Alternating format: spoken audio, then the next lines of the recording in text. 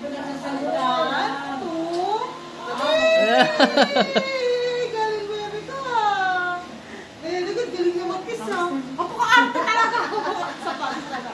Ano ba yan? Salay ba yan?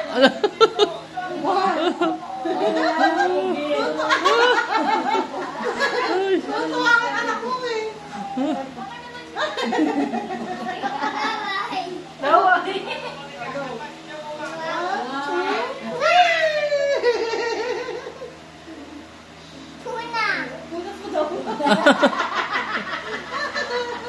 Matalino na siya.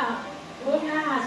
1, 2, 3. Happy na tayo nga. Ganagin mo siya.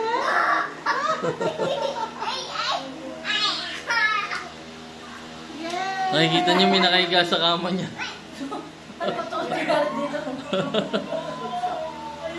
Puyat.